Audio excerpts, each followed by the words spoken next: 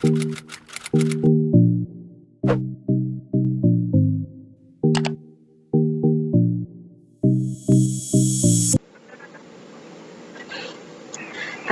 warahmatullahi wabarakatuh. Perkenalkan, nama saya Anggraini Putri Mardita dari Sekolah Tinggi Keguruan dan Ilmu Pendidikan Bina Insan Mandiri Surabaya, Program Studi Pendidikan Matematika semester 3.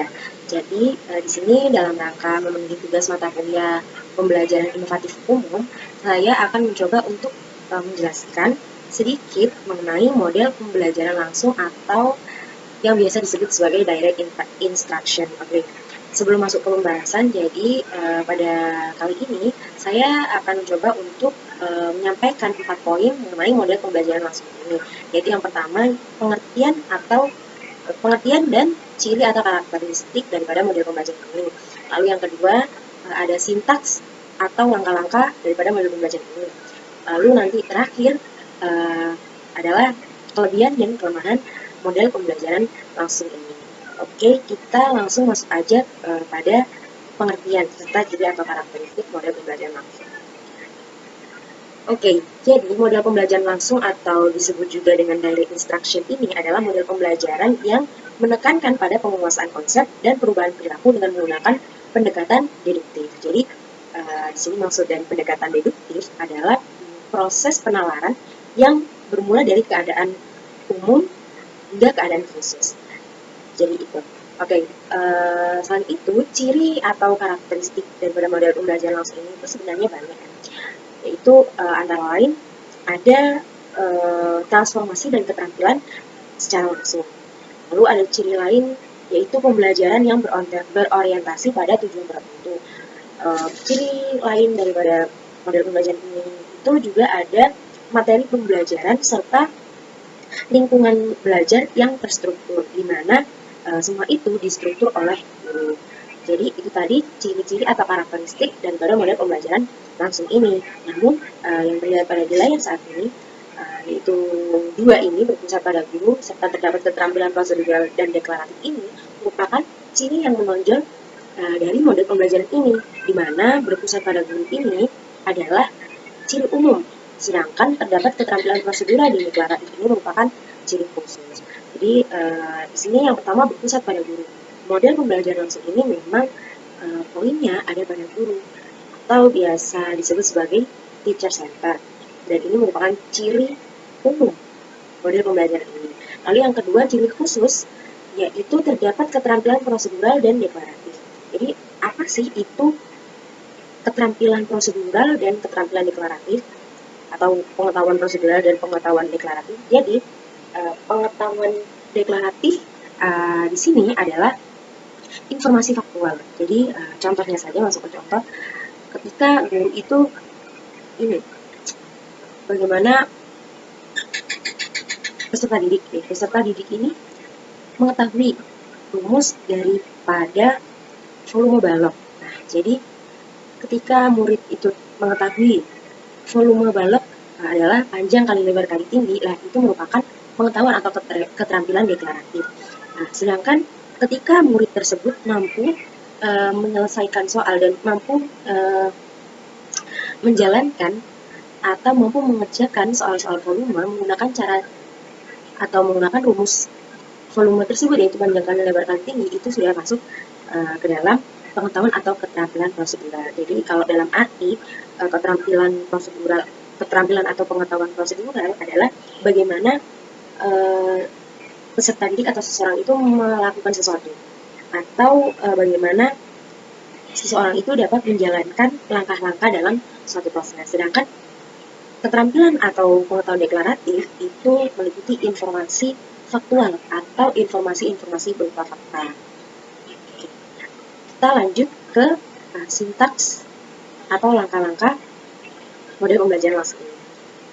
Nah, di sini ada beberapa sintaks atau langkah-langkah model pembelajaran ini, yaitu yang pertama, guru menyampaikan fokus dan tujuan pembelajaran kepada siswa dan memotivasi siswa.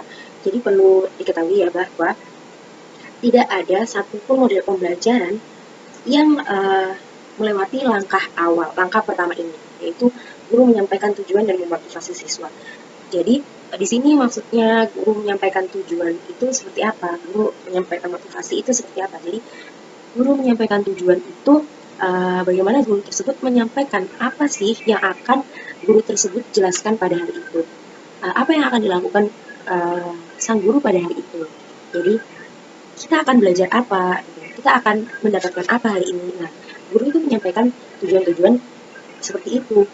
Misalnya, oke, anak-anak hari ini kita belajar tentang persamaan linear. Nah, itu masuk ke dalam guru menyampaikan tujuan pembelajaran.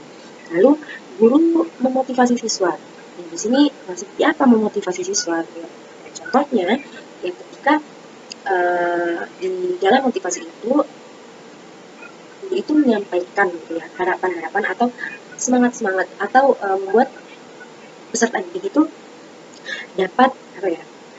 Dapat motivasi itu tadi, dapat motivasi agar pada pelajaran ini mereka tuh akan benar-benar mendengarkan baik-baik atau mereka akan memperhatikan baik-baik. Jadi contohnya misalnya, oke anak-anak, hari ini kita akan belajar tentang persamaan linear. Harapannya anak-anak bisa memperhatikan dengan jelas gitu ya. Kalau bingung benar-benar ditanyakan karena persamaan linear ini akan masuk pada ujian nasional atau persamaan linear ini akan banyak masuk pada ujian akhir semester. Nah, itu adalah bentuk-bentuk motivasi siswa. Gitu ya. Yang kedua, langkah kedua yaitu guru menyampaikan keterampilan prosedural dan deklaratif. Yang seperti yang sudah saya jelaskan tadi, di mana mungkin misalnya seperti ini. Hari ini menjelaskan tentang volume bangun ruang. Nah, keterampilan deklaratif atau pengetahuan deklaratif, guru sampaikan yang seperti apa ya? Ini loh rumus-rumusnya. Rumus volume balok, rumus volume kubus, rumus volume bangun ruang lain. Nah, dimana poin dari keterampilan atau pengetahuan deklaratif itu sendiri kan memang bagaimana peserta didik itu mengetahui. Jadi masih tahap mengetahui. Gitu. Tahu volume balok itu P kali L kan? Tahu kalau volume kubus itu sisi kali sisi atau sisi pangkat 3.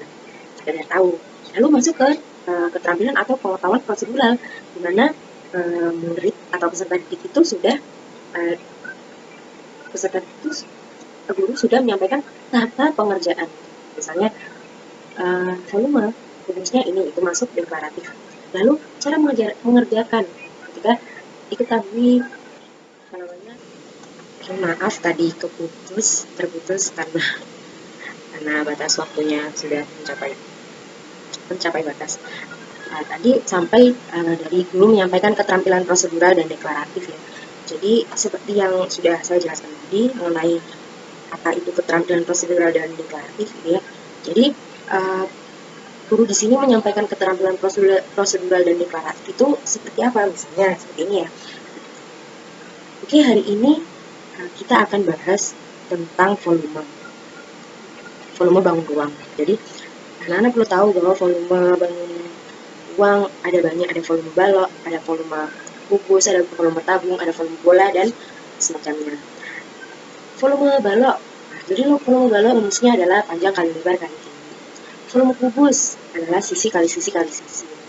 Volume dan sebagainya gitu ya. Nah, itu tadi masuk ke dalam keterampilan atau pengetahuan deklaratif yang guru tersebut sampaikan. Ketika guru itu masuk ke tahap-tahap proses pengerjaan. Misal, ketika nanti anak-anak menemui soal, diketahui sebuah balok dengan panjang sekian, lebar sekian, tinggi sekian, tentukan volume daripada balok tersebut. Nah, lalu guru tersebut menyampaikan langkah-langkah dalam pengerjaan, dimana diketahui ditulis ada panjang, ada lebar, ada tinggi. Ditanya ada volume, lalu jawab dengan menjawab atau memasukkan angka-angka tersebut ke dalam rumus. Nah, itu adalah contoh dari guru menyampaikan keterampilan atau pengetahuan prosedural. Jadi seperti itu ya. Selanjutnya yaitu ketiga, guru memberikan bimbingan. Jadi di sini guru memberikan bimbingan adalah ketika guru itu menjelaskan, misalnya volume balok sudah selesai dijelaskan, diberi contoh soal. Nah, lalu ada apa ya? Ada usaha guru untuk membimbing gitu. Misalnya menanyakan sampai sini ada yang ditanyakan atau sudah paham, siapa boleh yang mau bertanya silahkan. Nah, itu guru memberikan bimbingan gitu ya. Atau misal ada peserta didik yang kesulitan, maka guru memberikan bimbingan di situ. Jadi seperti itu. Lanjut, sintaks keempat yaitu siswa diberi waktu luang untuk mengasah materi atau pengetahuan. Jadi sebelum masuk evaluasi gitu ya, sebelum masuk evaluasi atau pemberian soal-soal untuk setiap individu, nah, siswa itu diberi waktu luang untuk kembali memahami apa yang sudah guru jelaskan. Lalu yang kelima, mengevaluasi kemampuan siswa dan guru memberikan feedback. Jadi pada sintaks ini, guru memberikan soal atau mengevaluasi kemampuan setiap siswa. Misalnya guru memberikan 5 soal. Siapa yang bisa silahkan maju. Nah, itu mengevaluasi kemampuan siswa. Siapa aja sih dari situ guru dapat tahu siapa aja sih yang sudah paham, siapa aja sih yang kayaknya takut untuk maju. Dari situ guru akan tahu oh ternyata mungkin anak ini masih belum paham atau sebagainya. Dan guru memberikan feedback. Artinya ketika sudah ada yang mengerjakan atau guru tahu kemampuan setiap siswa, lalu guru memberikan feedback gitu. Artinya mana sih yang susah bagi siswanya gitu. Lalu sang guru mencoba untuk menjelaskan lagi. Itu tadi sintaks yang kelima.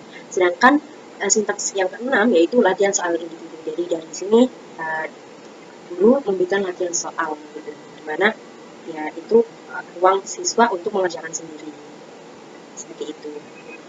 Lanjut ke kelebihan dan kelemahan daripada model pembelajaran langsung ini. Jadi perlu diketahui juga bahwa setiap model pembelajaran baik itu langsung ataupun model pembelajaran lainnya tidak pernah lepas dari kelebihan dan kelemahan. Pasti ada kelebihan dan juga ada kelemahan.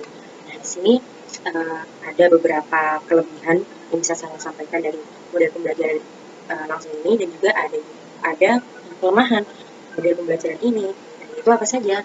Di sini yang kelebihan pertama, materi yang didapat siswa bisa dikontrol secara sistematis. Gitu. Yang kedua, guru mengendalikan isi materi dan urutan informasi yang diterima oleh siswa. Jadi ketika guru ini mengendalikan isi materi dan urutan informasi yang diterima oleh siswa, ya, maka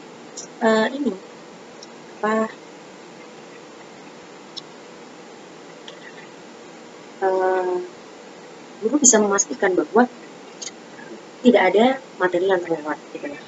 Nah, ketika bukan model pembelajaran langsung ini yang diterapkan, maka bisa jadi misal model pembelajaran diskusi atau model pembelajaran yang diserahkan ke siswa gitu ya. Artinya peran guru itu masih lebih banyak siswa lebih banyak aktif. Nah, di situ kan guru tidak bisa mengendalikan, maksudnya nggak bisa secara keseluruhan mengendalikan gitu. Sehingga kemungkinan ada materi-materi yang terlewat dan akhirnya ditambahin lagi oleh sang guru, itu ada kemungkinan seperti itu.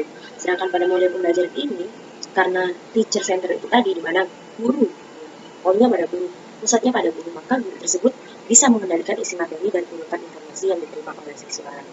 Gitu. Ketiga, dapat digunakan dalam lingkungan kelas yang besar maupun kecil. Keempat, dapat menjadi cara untuk menyampaikan informasi yang banyak dalam waktu yang relatif singkat yang dapat diakses secara setara oleh seluruh siswa. Jadi, model pembelajaran langsung ini adalah model pembelajaran yang paling sederhana ya. Paling sederhana dan tidak membutuhkan waktu yang sangat lama. Karena komunikasi satu arah aja. Itu tidak membutuhkan banyak tenaga.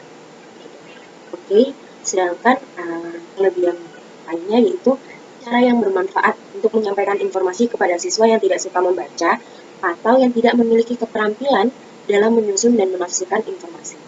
Jadi, model pembelajaran ini cocok banget untuk peserta didik yang lebih suka mendengarkan, lebih suka dijelaskan daripada mereka cari sendiri. Nah, itu kelebihan daripada model pembelajaran langsung ini. Itu yang keenam. Sedangkan yang keenam, cara yang paling memungkinkan untuk menciptakan lingkungan yang tidak mengancam dan bebas stres bagi siswa. Oke, jadi di sini maksudnya apa? ini pengalaman pribadi, dimana dulu saya itu paling takut ketika disuruh maju ke depan. Sepekan sebelumnya atau seminggu sebelumnya, ketika diberi tahu gitu ya, oleh guru bahwa oke, minggu depan kita bisa. Di situ uh, di situ groginya udah kerasa sepekan sebelumnya, seminggu sebelumnya. Setiap hari akan terngiang-ngiang. Setiap hari ketika memikirkan akan presentasi itu sudah keringat dingin gitu. Nah, ini adalah kelebihannya, kelebihan bagi peserta didik atau siswa-siswa yang pemalu misalnya, atau yang nggak pede. Jadi menciptakan lingkungan yang tidak mengancam dan bebas stres bagi siswa. Ya karena memang guru lagi-lagi pokoknya guru yang menjelaskan di sini. Jadi siswa mendengarkan saja, ya seperti ceramah gitu lah. Nah, itu tadi kelebihan daripada model pembelajaran ini, dan sebenarnya masih ada banyak lagi itu yang kelebihannya. Namun di sini saya mengambil 6 kelebihan yang paling terlihat pada model pembelajaran ini. Sedangkan kelemahan model pembelajaran langsung ini itu yang pertama, pembelajaran bersifat pasif. Ya mau gimana ya, karena memang model pembelajaran ini berpusat pada guru, artinya guru yang menjelaskan dari awal sampai akhir, ya guru yang menjelaskan. Walaupun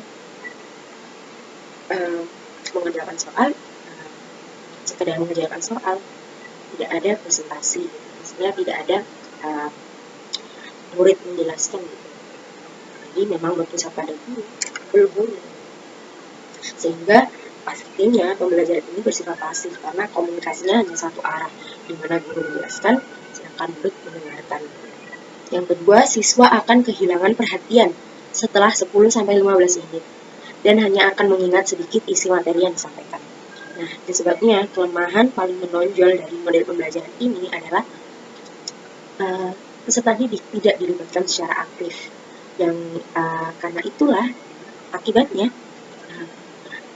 materi yang akan mereka dapatkan itu akan menjadi memori di otaknya itu jangka pendek. Jadi masuk materi itu tapi akan mudah lupa karena memang peserta didik tidak dilibatkan aktif, peserta didik pasif, jadi sekedar mendengarkan. Maka dalam sekejap mungkin bisa lupa lagi 10 sekitar 10-15 menit akan ini fokus bisa kemana-mana sudah seperti itu. Yang ketiga, menghilangkan rasa tanggung jawab mengenai pembelajaran mereka sendiri. Nah, maksudnya di sini adalah ini ketika model pembelajaran langsung ini berpusat pada guru, artinya peserta didik ini akan muncul ya, perasaan dirinya pasti akan dijelaskan oleh guru. Jadi kita nggak perlu cari-cari lagi karena sudah pasti akan dijelaskan oleh guru. Jadi menghilangkan rasa tanggung jawab. Yang keempat, demonstrasi sangat bergantung pada keterampilan pengamatan siswa. Artinya pengamatan siswa di sini diperlukan sekali. Dan kelemahannya tidak semua siswa dapat mengamati dengan baik, dapat memperhatikan dengan baik. Yang kelima, kesuksesan strategi pembelajaran. Yang kelima, kesuksesan strategi pembelajaran ini bergantung pada image guru. Jadi tadi ya, kembali lagi ciri umum daripada model pembelajaran ini yaitu teacher center. Artinya suksesnya model pembelajaran ini ya tergantung pada gurunya. Jika guru itu mampu membawakan dengan baik atau jaringannya tinggi, energi gitu ya, maka sudah pasti model pembelajaran ini akan berjalan dengan baik juga gitu ya. Yang keenam, dapat membuat siswa tidak paham atau salah paham. Nah, di sini maksudnya ini ya, membuat siswa tidak paham atau salah paham itu karena ini adalah satu arah gitu ya, maka guru melakukan feedback itu akan susah gitu. Karena dari awal sampai akhir guru yang menjelaskan, maka akan kemungkinan besar atau ada peluang siswa itu nggak paham sama sekali atau bisa jadi salah paham gitu ya. Apa yang disampaikan gurunya bisa jadi diterimanya berbeda oleh peserta didik. Maaf, tadi yang kelima, kesuksesan strategi pembelajaran ini bergantung pada image guru. Kenapa jadi kelemahan? Karena memang ya atau tidak semua guru mungkin tidak semua guru bisa gitu ya menjadikan kelas itu hidup ya, atau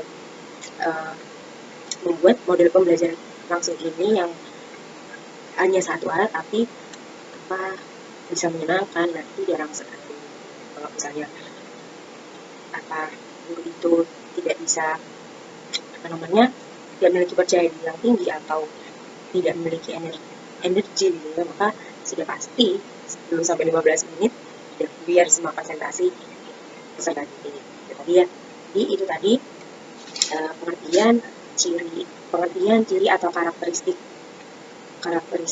model pembelajaran langsung ini, dan juga kelebihan dan kelemahan model pembelajaran langsung. Dan tambahan juga, jadi ada beberapa situasi yang memungkinkan model pembelajaran langsung ini itu cocok untuk diterapkan. Jadi apa aja itu, ini ya, yang pertama, ketika guru itu ingin mengenalkan suatu bidang pembelajaran yang baru dan memberikan garis besar pelajaran dengan mendefinisikan konsep-konsep dan menunjukkan keterikatan di antara konsep-konsep tersebut. Ini penting sekali. Lalu adalah selain itu, model pembelajaran ini cocok ketika guru itu ingin mengajar siswa suatu keterampilan atau prosedur yang memiliki struktur yang jelas dan pasti. Tadi ya, karena model pembelajaran ini itu ciri khususnya memang ada keterampilan prosedural dan literasi tadi. Lalu ketika guru ingin memastikan bahwa siswa lebih menguasai keterampilan-keterampilan dasar yang diperlukan dalam kegiatan-kegiatan yang berpusat pada siswa, misalnya penyelesaian masalah. Jadi itu tadi situasi-situasi yang memungkinkan model pembelajaran langsung ini itu bisa diterapkan. Oke, itu tadi penjelasan materi model pembelajaran langsung atau direct instruction yang bisa saya sampaikan. Semoga bermanfaat. Maaf apabila masih banyak kekurangan karena masih dalam proses belajar. Saya akhiri. Wassalamualaikum warahmatullahi wabarakatuh.